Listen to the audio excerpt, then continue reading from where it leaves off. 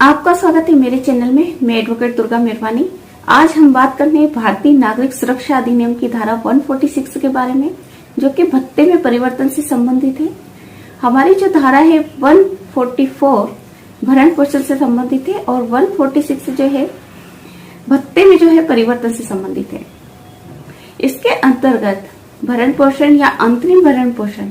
जो पत्नी, बच्चे या माता पिता को दिया जाता है, अगर उसके पश्चात किसी भी परिस्थिति में कोई परिवर्तन आता है तो इसमें पत्नी हो या पति, दोनों को ये अधिकार है कि वह मजिस्ट्रेट के समक्ष आवेदन पेश कर सकता है और यदि मजिस्ट्रेट को यह उचित आधार लगता है तो वह ऐसे भत्तों में परिवर्तन कर सकता है या उन्हें रद्द भी कर सकता है। यह अधिकार पति और पत्नी दोनों को दिया गया है। इसके अंतर्गत यदि किसी महिला ने अपने पति से विवाह विच्छेद मतलब तलाक ले लिया है या किसी पति ने अपनी पत्नी से विवाह विच्छेद कर लिया है, तो ऐसी परिस्थिति में जो है वह आदेश करने के लिए न्यायालय के समक्ष आवेदन कर सकता है कि यदि तलाक के पश्चात उसकी पत्नी ने पुनर्विवाह कर लिया है तो ऐसी स्थिति में न्यायालय पुनर्विवाह की तारीख से जो है उसका मेंटेनेंस भरण पोषण या अंतरिम भरण पोषण जो है वो रद्द कर सकता है, या किसी सवीय विधि के अंतर्गत या जिनकी एक प्रथागत ऋणीजन्य जो होती हैं उनके अंतर्गत यदि किसी महिला ने एक धनराशि अपने पति से प्राप्त कर ली है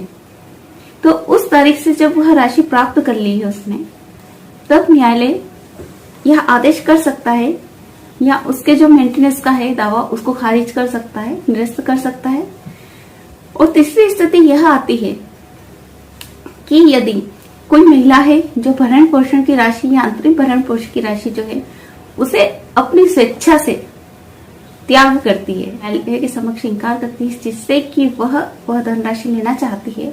तो ऐसी स्थिति में जो है मेंटेनेंस का जो दावा है वह रद्द किया जाएगा।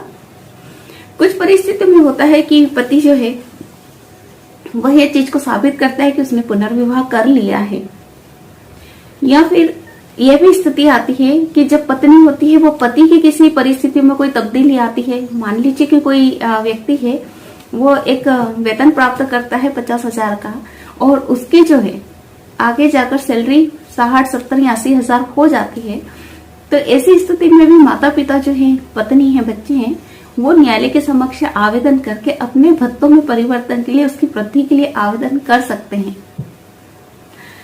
और पति जो है बढ़ी हुई जो उसकी सैलरी है उसमें से जो भाग होता है उसके जो दायित्व होते हैं, जैसे उस व्यक्ति के ऊपर कितने आश्रित लोग हैं, जैसे माता पिता है या परिवार में और सदस्य हैं, भाई बहन है, जिसका भार जो है उस व्यक्ति के ऊपर है, उनका भरण पोषण की जिम्मेदारी जो है उस व्यक्ति पर है।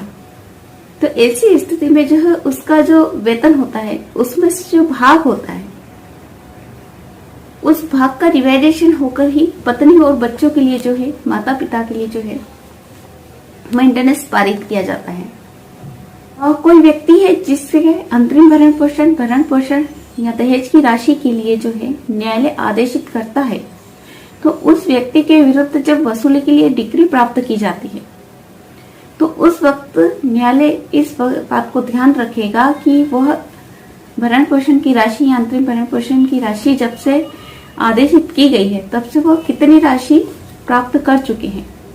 और जब वसूली की गणना की जाती है तो जो राशि वह व्यक्ति ऑलरेडी दे चुका है अपने पत्नी, बच्चे और माता पिता को, तो वह उस कार्यवाही में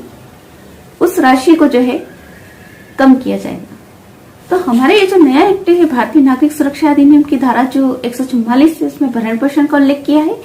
और 145 पे जो है उसकी प्रक्रिया का उल्लेख है। 146 में जो है भत्ते में परिवर्तन, जो कि आंतरिक और भरण पोषण की जो राशि निश्चित की गई है, अगर दोनों की किसी परिस्थिति में अंतर आता है तो इसमें भत्ते के परिवर्तन के लिए जो है आवेदन किया जा सकता है। और 147 जो है इसके प्रवर्तन का उल्लेख करता है। तो मैंने जो है आपको भरण पोषण से लेकर के जो है भत्ते में परिवर्तन के सभी जो इसके मुख्य बिंदु हैं उस पर आपको विस्तृत जानकारी दी है। अगर आपकी कोई क्यूरी हो तो आप मुझसे जरूर से कमेंट बॉक्स में कीजिएगा और मैं आपका निराकरण करने की पूरा प्रयास करूंगी। बहुत बहुत धन्यवाद।